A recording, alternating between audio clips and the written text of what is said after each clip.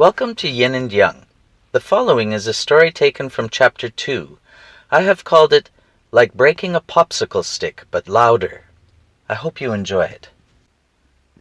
The evening passed. Dinner was finished. Bobby played in the living room with the comforting sounds of his mother in the kitchen. Later, his mother sat on the couch and turned on the TV. Bobby was in his pajamas by then, and The Smothers Brothers was just ending. Noticing this, Bobby felt a moment of disappointment because the end of Smothers Brothers was the signal that it was time for Bobby to go to bed. However, when the Ed Sullivan Show came on, Bobby realized he was being allowed to stay up a bit later, and he felt happy for this.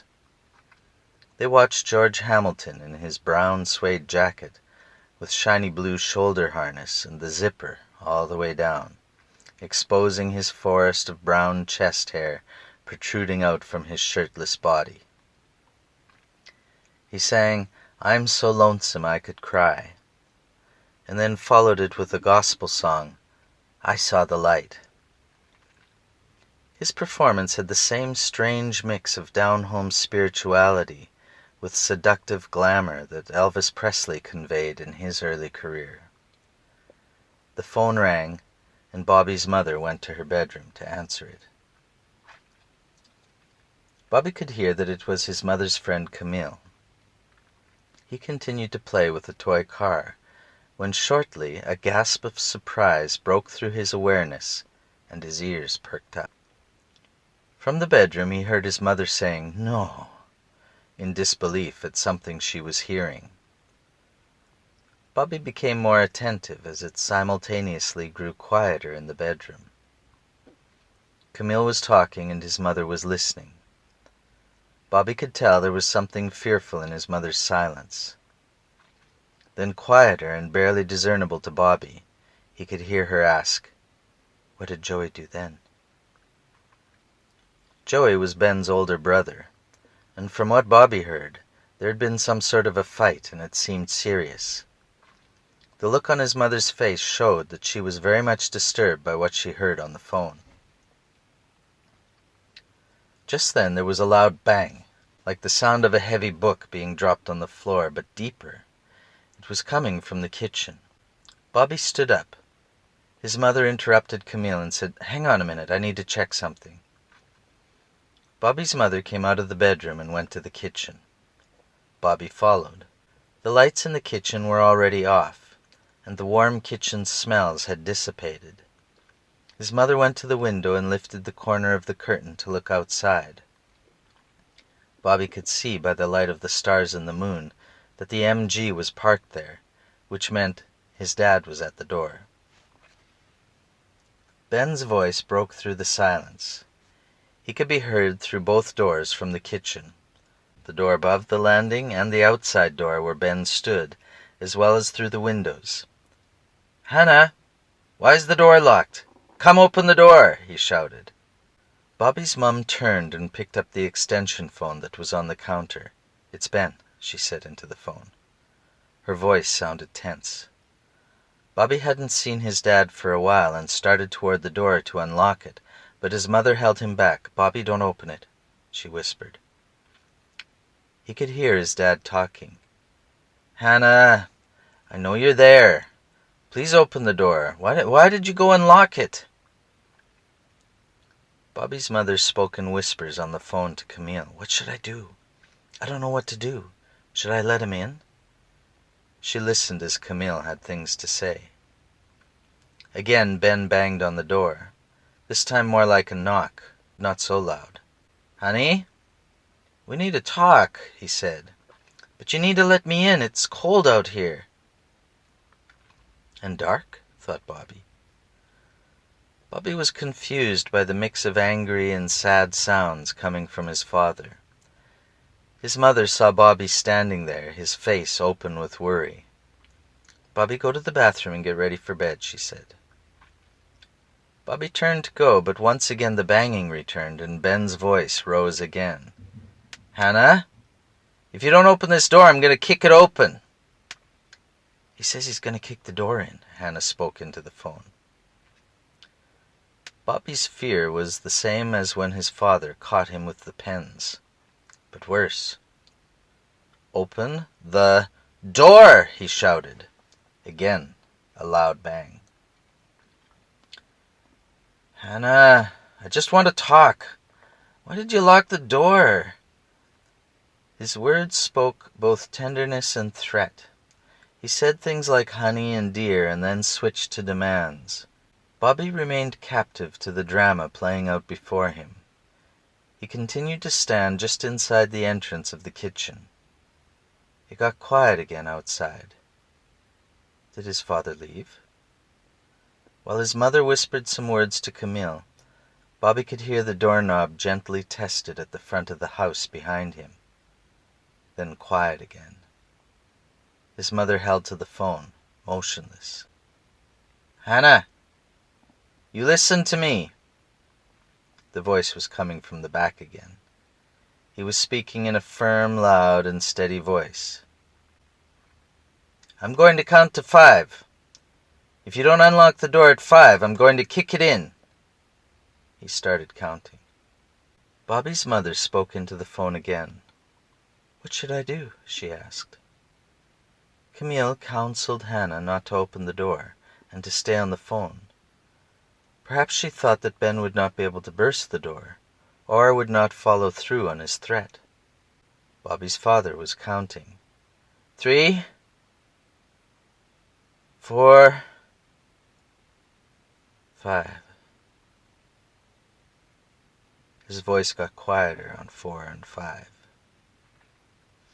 Then the banging started, louder than before. Bobby, drawn by the sound, moved toward the middle of the kitchen, staring at the entrance. The door that his father was kicking was the door at the bottom of the landing. The door Bobby ensured was locked all the time. The inside second door was closed. Bang!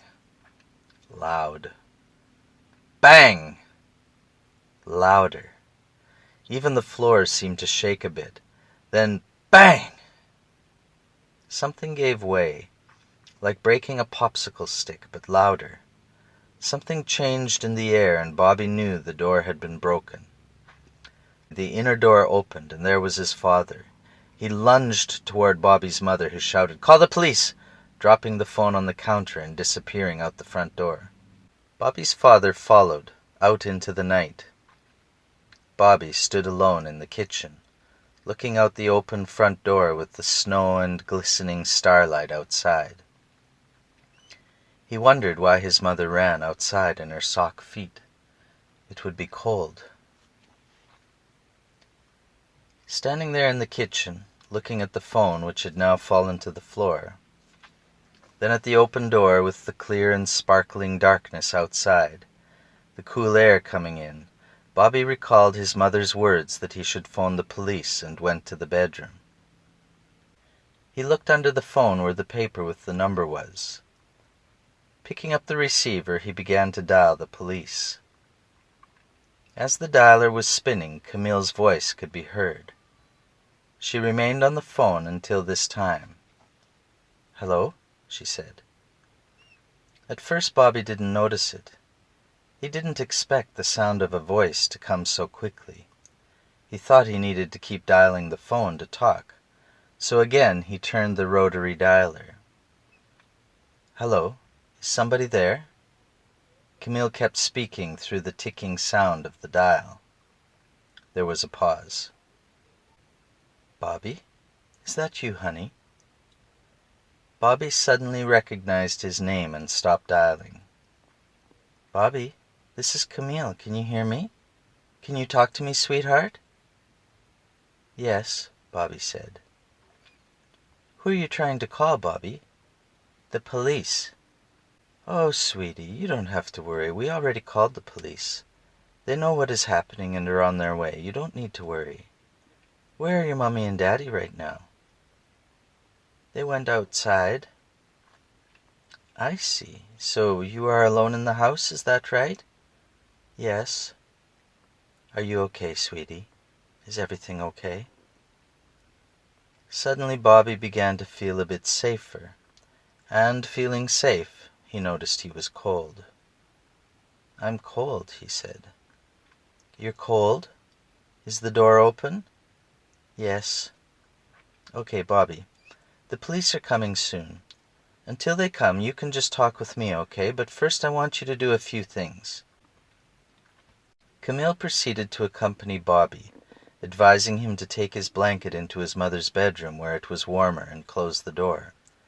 He could talk to her on the extension there.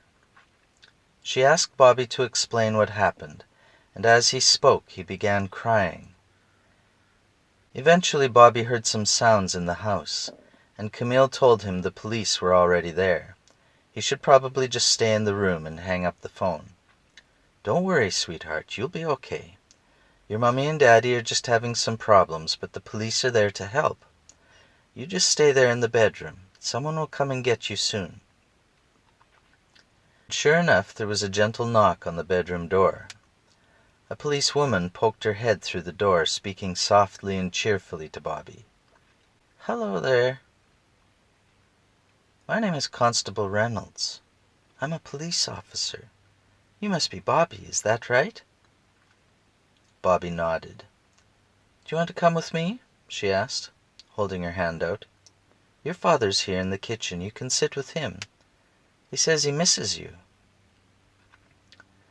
Bobby must have looked frightened because the officer said, "It's all right. Everything's okay." "Where's Mommy?" Bobby asked. "She's in the other room with another officer. They're talking right now. After that, the officer will talk with your dad. Do you want to come with me?" she said, as she held her hand out. "Come on." Bobby followed her, and coming around the kitchen, he saw his father sitting at the table. The officer said, "You can sit here," and pulled out a chair. Bobby noticed just then that the police lady was wearing her boots in the house, and there were clumps of snow and melted ice on the kitchen floor. As Bobby climbed onto the chair, he looked up at his father. He saw his dad's gentle smile and twinkling eyes. His dad reached into his pocket, pulling out a pack of Wrigley's spearmint gum. He slid a stick partway out of the pack and offered it to Bobby. "Do you want one?" Bobby missed his dad and felt happy to see him. He took the gum, and his father also rolled up a piece and put it in his mouth. Bobby's socks were wet again and the floor was cold, but his father spoke warmly. "What have you been doing these days?" he asked. And Bobby told him about skating on the floor and Mommy being sick and all the things he could remember. His father listened attentively, smiling, and then asked Bobby if he had any questions he wanted to ask his daddy. "Did you bring any cards from the gas station?" "No," he replied. "I have 3 packs, but I don't have them with me." "Okay. Are you going to stay home now?" Bobby's father seemed unable to give a clear answer. The night grew long. "You look cold, son. Why not come sit on my lap?" Bobby climbed over to his dad and enjoyed being held. It took a while before the police left, and Bobby fell asleep at some point. By morning his father was gone, and Bobby found himself once again clean and dry in his own bed.